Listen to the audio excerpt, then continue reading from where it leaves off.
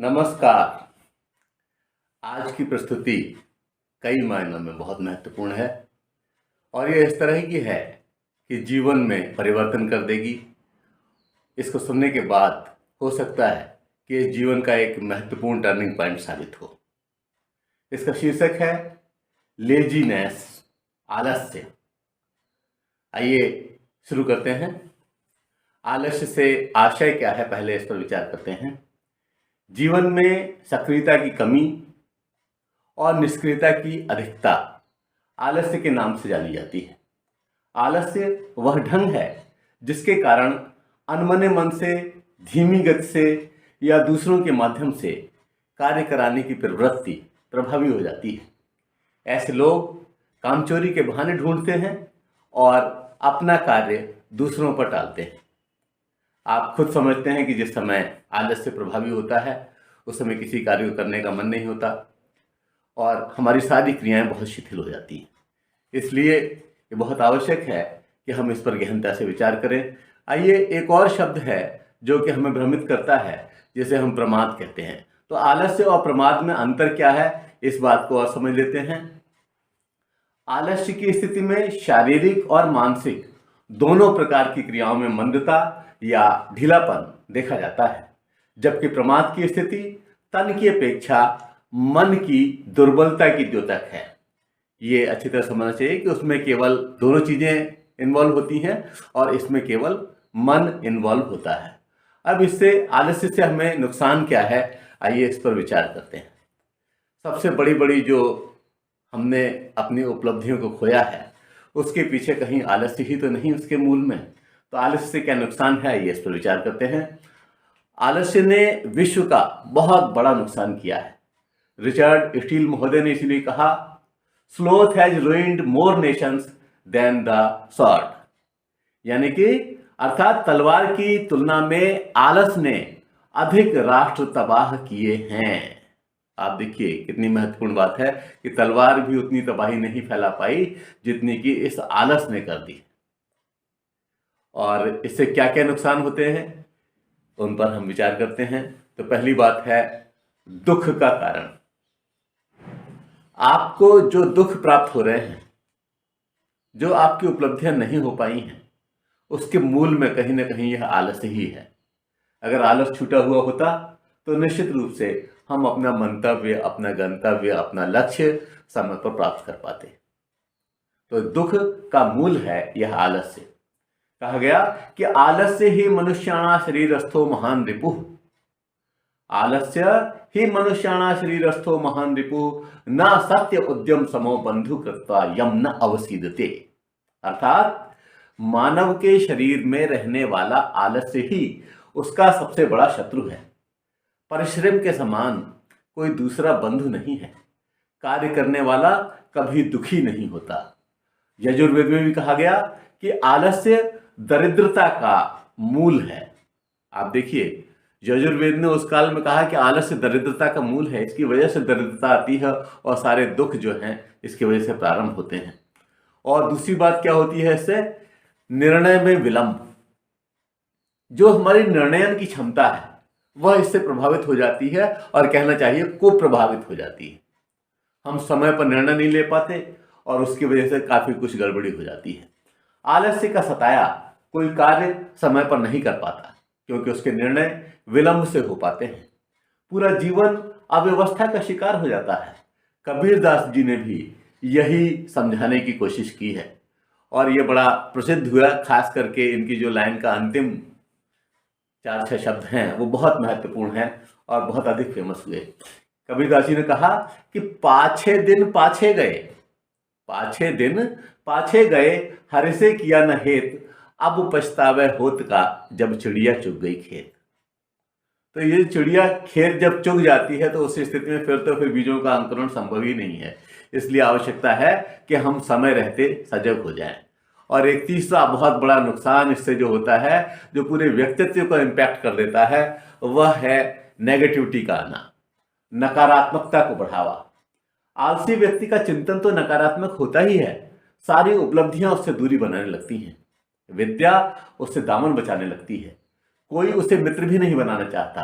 इसी भाव को दर्शाता हुआ यह श्लोक है कि अलसस्य कुतो विद्या, अलसस्य कुतो विद्या, अविद्यस्य कुतो धनम, अधनस्य कुतो मित्रम, अमृतस्य कुतो सुखम।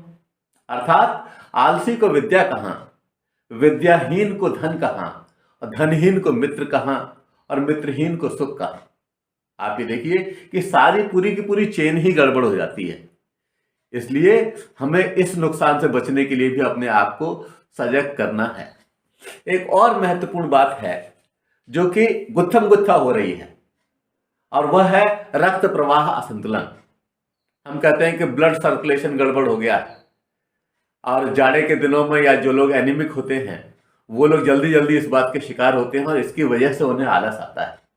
तो आवश्यकता इस बात की है कि ये जो नुकसान है हमारे शरीर को जो हो रहा है, इससे बचने के उपाय भी हम समय रहते कर लें तो निश्चित रूप से हम सफलता की ओर बढ़ चलेंगे।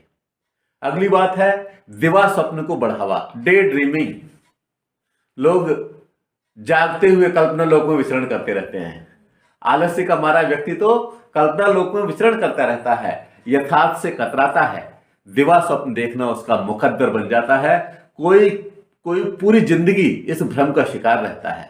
सुकरात महोदय ने भी कहा, आलस्य में जीवन बिताना आत्महत्या के समान है। आप समझिए कितनी महत्वपूर्ण माना उन्होंने कि अगर आलस्य में आप हैं तो यह जीवन ही बेकार हो गया। सुकरात महोदय जाने माने विचारक इस तरह की बात को कह रहे हैं, और ये एक बहुत बड़ा नुकसान है जिसकी भरपाई संभव नहीं है। अगला बिंदु लेते हैं संकल्प शक्ति का ह्रास। अक्सर ये कहा जाता है कि अगर आपको विजेता बनना है, अगर आपको जीतना है, तो आप विकल्प मत छोड़िए, निर्विकल्प हो जाइए, और जो विकल्प चुन लिया है उसको प्राप्ति में पूरा मनोयोग लगा दीजिए। लेकिन यहां क्या होता है, ये बहुत बड़ा नुकसान होता है कि हम संकल्प कर ही नहीं पाते, और अगर हम संकल्प करते भी हैं, कोई बात सोचते भी हैं, तो ज्यादा से ज्यादा एक दिन फॉलो कर पाते हैं। कुछ लोग तो कुछ क्षण कुछ घंटे फॉलो कर पाते हैं। अपनी बताए हुए नियम, अपने ही सोचे हुए नियम, अपने ही सोचे हुए तरीके को पूरा नहीं कर पाते। ऐसी स्थिति जब संकल्प शक्ति का ह्रास हो जाता है तो मानव की क्षमता आधी से भी कम हो जाती है, और जब हम दृढ़ संकल्पित हो जाते हैं तब उसी कार्य को पूर्ण मनोयोग से कर सकते हैं। अगला बिंदु लेते हैं आत्मविश्वास का क्षय। ये एक इस तरह के आलंब का क्षय है जिसके बिना कुछ भी संभव नहीं। अगर हमें आत्मविश्वास ही नहीं होगा, आत्मविश्वास का आलंब नहीं होगा, मैं ये कर सकता हूं यह विचार नहीं होगा, तो मैं किस तरह से किसी कार्य को संपन्न करूंगा। आत्मविश्वास जैसे संबल को आलस्य छीन लेता है और व्यक्ति भाग्यवादी बनने लगता है, दैवयोग पर भरोसा करने लगता है। भाग्य पर भरोसा करना जो है और केवल दैव योग पर भरोसा करना, इससे कहीं जिंदगी नहीं कटा करती, इससे सफलताएं नहीं मिला करती। आपने तुलसीदास जी ने स्वयं रामचरितमानस में लक्ष्मण से कहलाया है कि नाथ देव कर कवन भरोसा, सोसिया सिंधु करे मन रोसा, कादर मन कहूं एक आधारा, देव देव आलसी पुकारा। अर्थात लक्ष्मण जी ने कहा कि हे नाथ, देव का कौन भरोसा, मन में क्रोध लाइए और समुद्र को सुखा डालिए। जिस समय वो समुद्र पार करने की व्यवस्था कर रहे हैं उस समय उन्होंने ये वचन कहे हैं कि हे नाथ, देव का कौन भरोसा, मन में क्रोध लाइए और समुद्र को सुखा डालिए। यह देव तो कायर के मन का एक आधार यानी कि तसल्ली देने का एक उपाय है। आलसी लोग ही देव देव पुकारा करते हैं। तो आप देखिए कि हमारे सारे ग्रंथ चीजें हमें निर्देशित कर रही हैं कि हम इस तरह के नुकसान से अपने आप को बचाएं। और एक जो बहुत बड़ा नुकसान इसके माध्यम से होता है वह माध्यम है कि हम जो आकांक्षाएं हैं उसमें से उच्च आकांक्षा को पाल नहीं पाते, और कारण बनता है यह महत्वाकांक्षा अवरोधक के रूप में सामने आता है। जब हमारी आकांक्षाएं नहीं है तो मानव होने का फायदा क्या है। अगर हमें यह नरतन मिला है तो इससे हमारी वो आकांक्षाएं हो, हम दुनिया के लिए उपयोगी बन जाएं। और जब हम दुनिया के लिए अपने आप को उपयोगी बनाते हैं तभी तो हमारे जीवन में हमारे यहाँ का आने का मकसद पूरा होता है। आलस्य प्रगति मार्ग और महत्वाकांक्षा पूर्ति का सबसे बड़ा अवरोधक है, और जब हम कोई महत्वाकांक्षा नहीं पालते तो कबीर के शब्द अक्षरशः सत्य सिद्ध होने लगते हैं। जैसे उन्होंने कहा कि रात गंवाई सोए के, दिवस गंवाया खाए, हीरा जन्म अनमोल सा कौड़ी बदले जाए। यानी कि यह जन्म व्यतीत होता जा रहा है, समय चलता जा रहा है, यह अविरल गति से चलता है, इसमें कहीं कोई अवरोध नहीं होता। और ऐसी स्थिति में एक समय तब आता है जबकि हमारा अंत समय आ जाता है और हमें लगता है कि हमने अपने उद्देश्य पूरे ही नहीं किए, जिस कार्य को कम से कम हमारे माध्यम से संपन्न हो जाना था वह कार्य भी हमसे संपन्न नहीं हो पाए हैं। तब दुख के अलावा कोई बचता नहीं उपाय। तो ऐसी स्थिति में हमें इस नुकसान से बचने के लिए सचेत रहना है। अगली बात है अवसर दुरुपयोग। आपने वो तो सुना होगा, मौके पर चौका लगाना। तो मौके पर चौका लगाना तो दूर की बात है, आलसी तो हाथ आए हुए मौके को भी सहज ही छोड़ देता है और अंत में पछताता है कि काश उस समय जागा होता। अब काश काश करने से फिर क्या होता है, क्योंकि जो समय का उपयोग नहीं कर सकता उससे सदुपयोग की आशा नहीं की जा सकती। तो यानी उपयोग की भी आशा नहीं कर सकते, सदुपयोग की भी आशा नहीं कर सकते, तब फिर क्या होगा? तो केवल वह उसका दुरुपयोग ही कर सकता है और दुरुपयोग ही उसका मुकद्दर बन जाएगा और तबाही उसका भविष्य हो जाएगा। इसलिए इस नुकसान से बचने का भी हमें पूरा प्रयास करना चाहिए। और अगला नुकसान जो है, जो बहुत बड़ा नुकसान है और जो हमारे पूरे जीवन को प्रभावित करता है, वह है निर्णयन शक्ति का ह्रास। हम निर्णय ही नहीं कर पाते कि हमें करना क्या है, किसी क्षण ये किसी क्षण वो, और इस तरह से जो हमारी सारी ऊर्जा है वो कई हिस्सों में बढ़ जाती है और बढ़ने का दुष्परिणाम ये होता है कि हम कहीं के नहीं रहते। इसलिए इस नुकसान से बचने के लिए भी हमें आलस्य को त्यागना ही होगा। ये बहुत बड़ा नुकसान। आइए अब विचार करते हैं कि इस आलस्य के कारण क्या क्या हैं, किस वजह से ये आलस्य हमको आता है। और जब हम कारण हमें पता चल जाएंगे तो उन कारणों को अगर हम दूर कर लेंगे तो उसका निवारण सहज ही प्रकटन हो जाएगा। तो आइए जानते हैं कि कौन कौन से कारण हैं। और इसमें पहला कारण मान लिया है नकारात्मक चिंतन। नकारात्मक चिंतन, जो हमारी नेगेटिविटी है वो हमें बर्बाद कर देती है और हम उसको सोच नहीं पाते। आज व्यक्ति का चिंतन कुप्रभावित हो गया है, उसकी निर्भरता दूसरों पर बढ़ रही है, इससे सफलता संदिग्ध हो जाती है। आप ये समझिए कि हम हर चीज के लिए तो मशीन पर आश्रित हो गए और उससे भी जो बचे तो सोच रहे हैं कि जो हमसे अनुज है, जो हमसे छोटा है, हम उससे उस कार्य को करवा लें और अपने आप को बचा लें। आप बताइए इसका होगा क्या, इस शक्ति का? इसका तो अचार भी नहीं पड़ सकता जो बाद में काम में आ जाए। तो ये समय तो चला ही जाएगा। किसी ने ठीक ही कहा है कि वो सफलता क्या पाएगा जो निर्भर रहता गैरों पर। वो सफलता क्या पाएगा जो निर्भर रहता गैरों पर। मंजिल उनको मिलती है जो चलता अपने पैरों पर, जो चलता अपने पैरों पर। तो आप देखिए, अगर आप अपने पैरों पर चलेंगे, अपने ऊपर विश्वास करेंगे, तो निश्चित रूप से सफलता आपके कदम चूमेगी और लालायित रहेगी कि कब आपके गले में कंठाहार पहना दे। आइए दूसरा विचार देखते हैं कि और कौन सा कारण है। दूसरा कारण है एक नींद पूरी न होना। ये आजकल एक बहुत ही महत्वपूर्ण बात है कि नींद पूरी नहीं हो पा रही है और हो भी रही है तो उस तरह की नींद नहीं आ रही जिस तरह की नींद आनी चाहिए। हमारे बच्चे बहुत देर तक टीवी देखते हैं और बहुत देर तक पढ़ाई करते हैं और उस पढ़ाई की वजह से जो कम से कम अवधि होनी चाहिए, हर व्यक्ति के शरीर के हिसाब से उसकी नींद की आवश्यकता होती है और यह कम से कम 6 घंटे से कम नहीं होना चाहिए, ऐसा मेरा मानना है। और जब इससे भी कम हो पाती है तब सिर में दर्द, आंख में लालिमा, शरीर का भारी भारी होना, तरह तरह की परेशानियां पैदा हो जाती हैं और इसकी वजह से फिर हमें आलस आता है। तो ये एक आलस का कारण बनता है। तो आवश्यकता इस बात की है कि हम जो भी करें पूरे मनोयोग से करें। खाना खाएं खूब चबा चबा करके, खेलें खूब पूरे मनोयोग से और सोएं तब भी पूरी क्षमता से, पूरी तरह से विश्राम करना, जिससे सारे शरीर के सारे स्नायु आराम को प्राप्त कर लें और फ्रेश होकर के वो कार्य कर सकें, क्योंकि फ्रेशनेस बहुत आवश्यक है। और ये नींद जो है ये एक कारण है, इसकी वजह से हमें आलस्य घेरता है।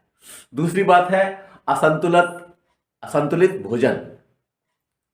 असल में विकार जो हैं वात, पित्त और कफ, इनके असंतुलन की देन है और यह असंतुलन भोजन के असंतुलन से आता है। हम विविध प्रकार के भोजन, जो गरिष्ठ हैं उनको भी ले रहे हैं, जो सुपाच्य नहीं है उनको भी ले रहे हैं, जो आवश्यक है उनको भी ले रहे हैं, जो अनावश्यक है उसको भी ले रहे हैं, और जो हमें पता है कि ये नुकसान ही करेगा, ये डिब्बा बंद है और ये इतने समय पूरे पुराना पैक है, तो कम से कम भारत में तो उसको लेने की आवश्यकता नहीं है। जब ईश्वर ने हमें इस तरह की उपलब्धि दी है कि हम यहाँ पर ताजा खा सकते हैं, तो उसकी आवश्यकता नहीं है। आप ये देखिए, फ्रिज वगैरह में ला करके हम सप्ताह भर का ठूस करके और बासी उसको बना करके खाएं, उसकी जगह आवश्यकता इस बात की है कि हम ताजा लें और संतुलित खाएं।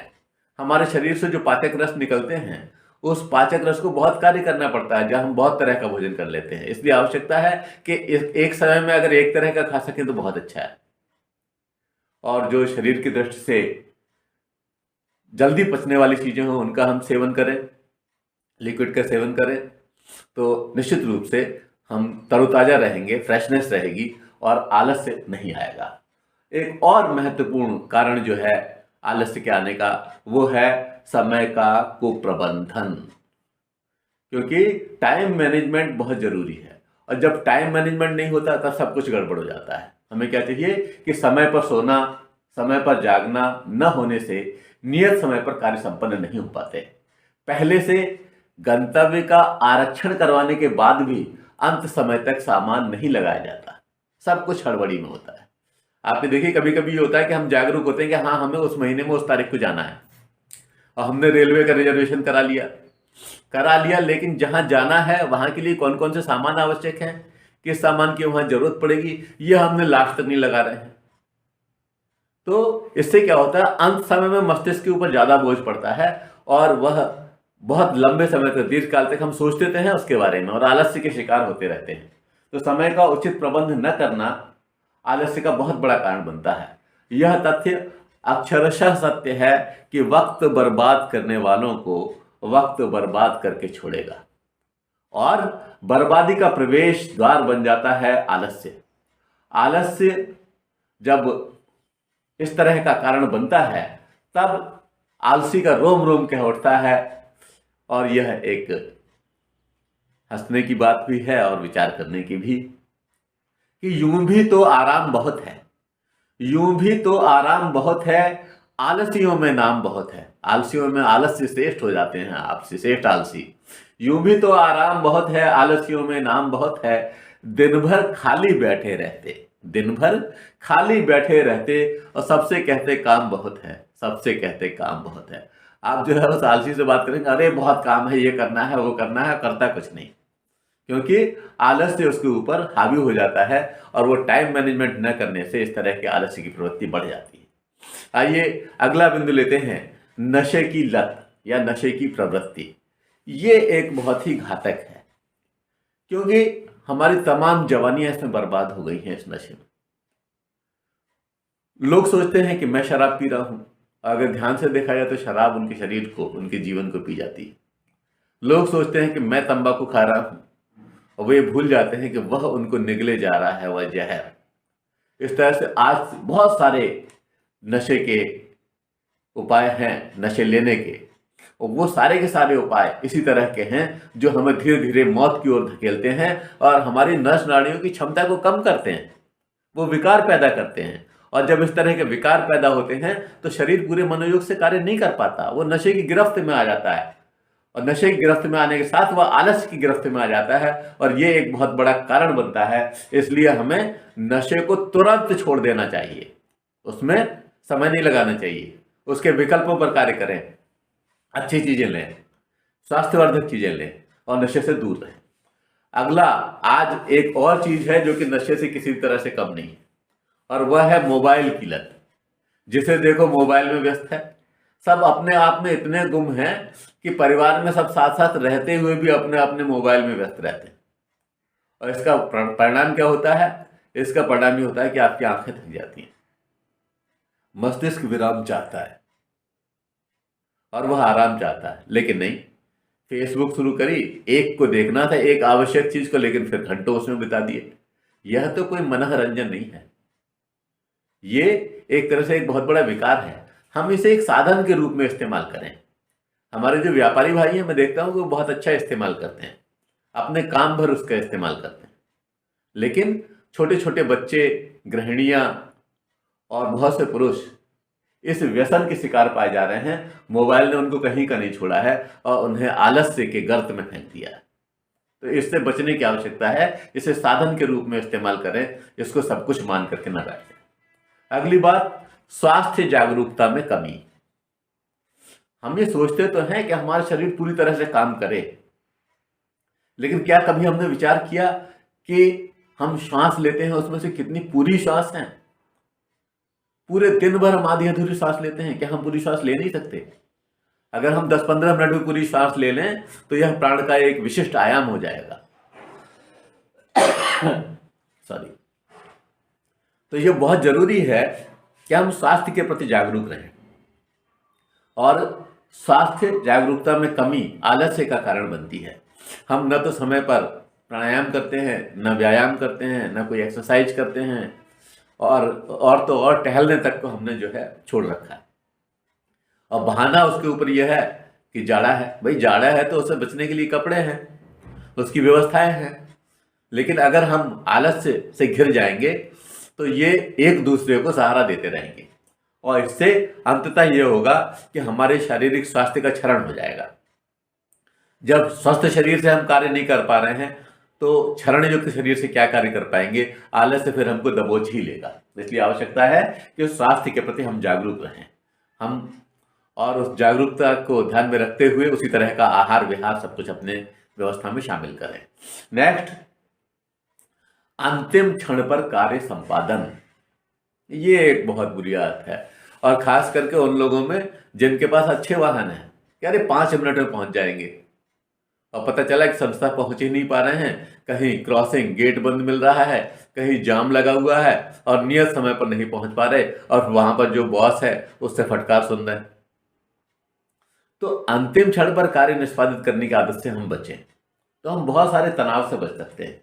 और जो है जब हम उस तनाव से बच पाएंगे तो एक विशिष्ट शांति हमको मिलेगी जिससे हम प्रगति की राह के हमवार हो जाएंगे।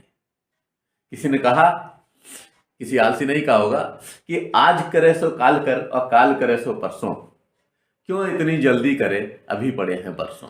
और इस तरह का चिंतन जब हमारा हो जाता है, उक्त चिंतन का अवलंब लेने वाले असफलता को अंगीकार करते हैं और कार्य को समय पर संपादित नहीं कर पाते और इस तरह से धीरे धीरे वो आलस्य के कुचक्र में घिरते चले जाते हैं। एक और कारण है जो कि बहुत ही महत्वपूर्ण है और मैं समझता हूं कि उस पर तो आपको आज से ही कार्य करना प्रारंभ कर देना चाहिए। उसके बारे में चिंतन करें और कल सुबह जब उठें ब्रह्म मुहूर्त में तो उस समय उसका प्रयोग करें। तो ब्रह्म मुहूर्त का दुरुपयोग ये एक बहुत बड़ा कारण है जिसकी वजह से हम आलसी हो जाते हैं और आलस्य के गर्त में गिरते हैं। एक बहुत बड़े विद्वान हुए बेंजामिन फ्रैंकलिन, उन्होंने कहा कि early to bed and early to rise makes a man healthy wealthy and wise. और हमारे यहाँ सुबह उठ करके नियम था कि जब उठेंगे तो कहेंगे कराग्रे वस्ते लक्ष्मी, है ना, पूरा श्लोक है। और उसके बाद भी हम कुछ ध्यान नहीं करते, इसके अग्रभाग का क्या पूरे शरीर के किसी भी हिस्से का ध्यान नहीं करते और सुबह को हम यूं ही जाया कर देते हैं। जबकि सुबह जो प्राणवायु है वह सबसे सशक्त है और जो कुछ भी आपने इसमें जहर मिलाया है वह रात्रि में तिरोहित हो रहा है और फ्रेश तरीके से प्रकृति अपना कार्य कर रही है और आपको ऊर्जा सौंप रही है।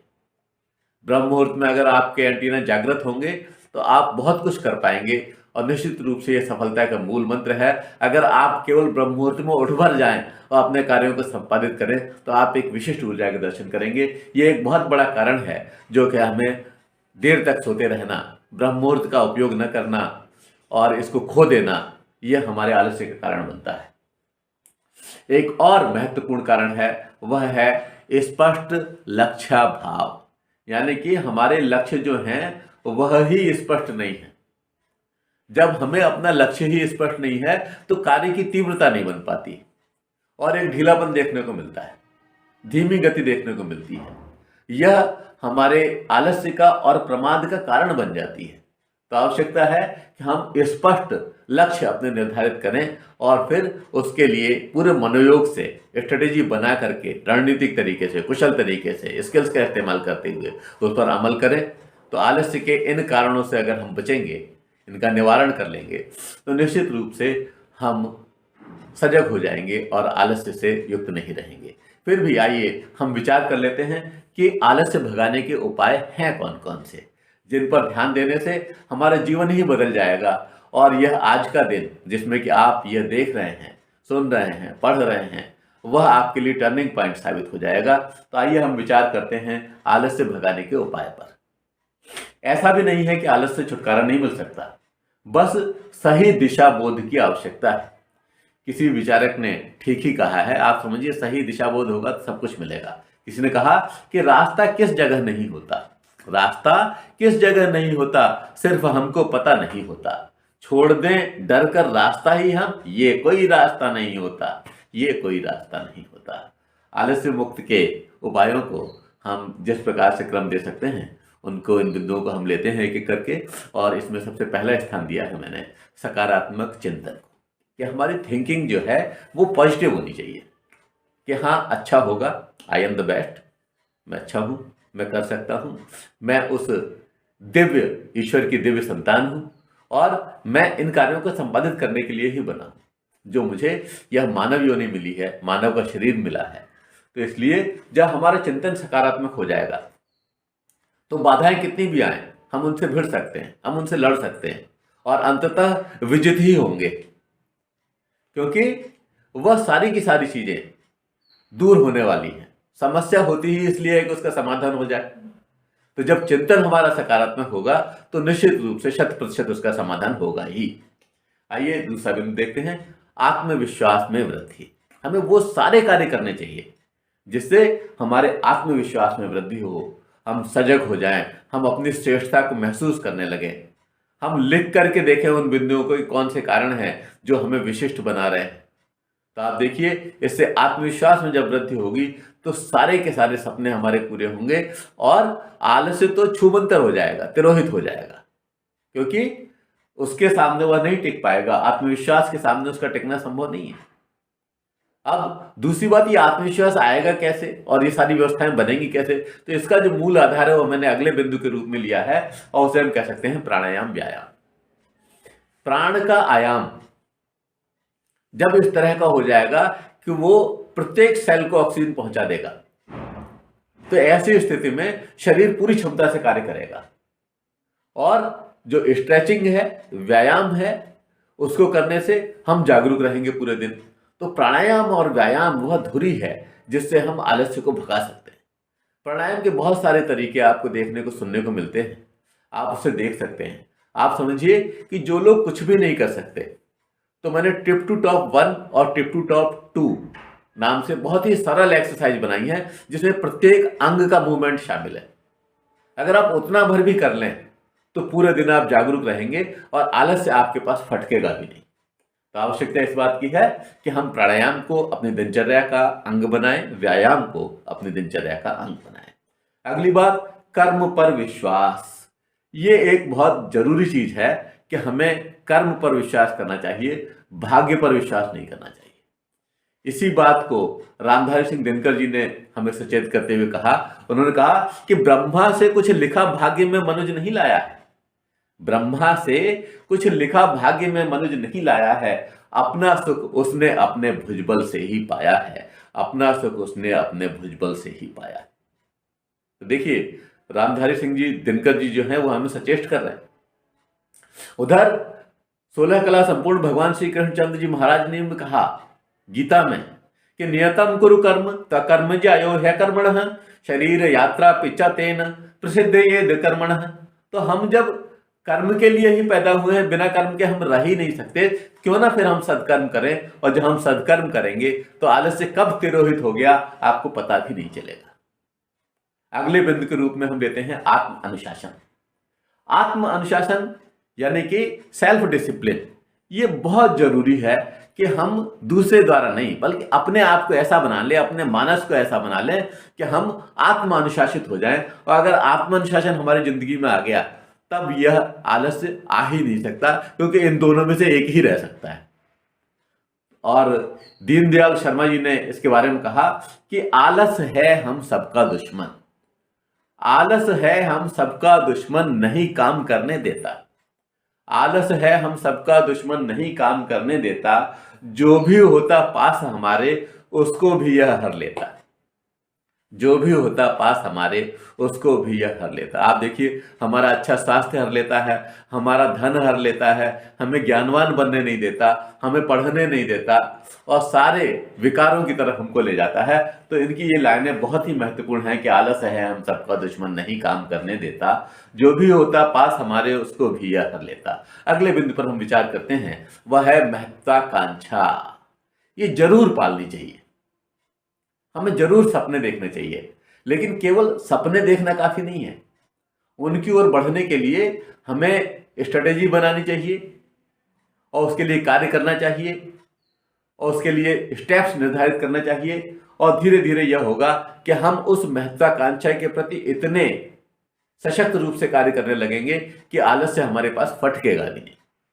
तो महत्वाकांक्षा का पालना, सपनों का पालना बहुत जरूरी है। दूसरी बात, जब हम सपने पाल लें तो उससे जुड़ा हुआ है अगला बिंदु, लक्ष्य पाने की ललक।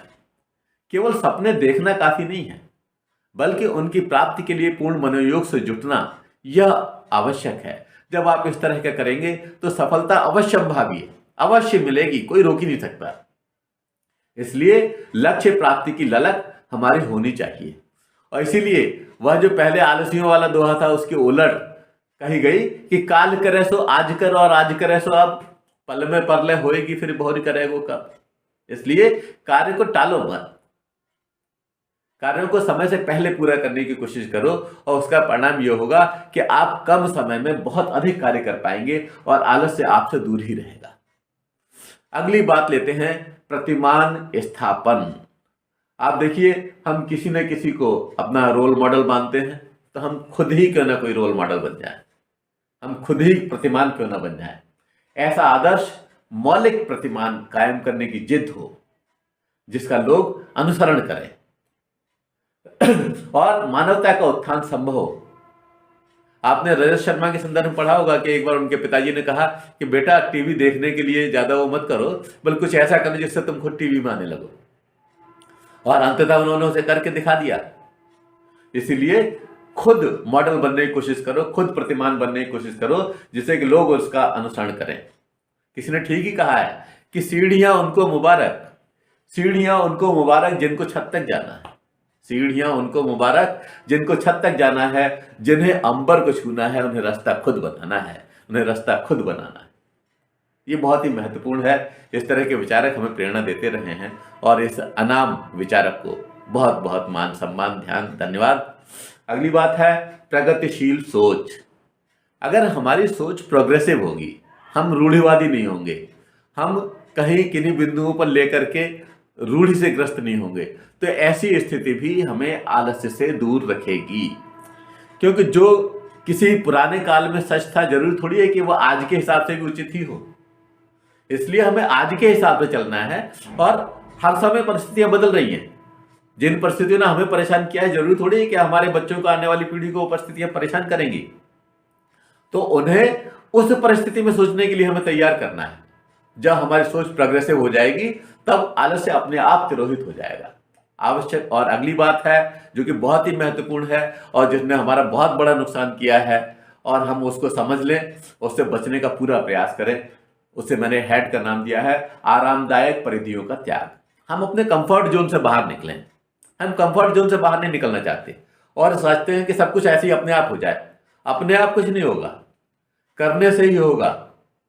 और जब हम इस तरह की सोच रखते हैं, तो अंततः जब कुछ उपलब्ध नहीं होता, तब फिर हम गलत तरीके अपनाते हैं, और फिर ऐसे दलदल में फंस जाते हैं जहां से निकलना बहुत मुश्किल हो जाता है। इसलिए किसी विचारक ने बहुत ही अच्छी पंक्तियां कही हैं, अब मैं समझता हूं कि ये गांठ बांधने लायक है।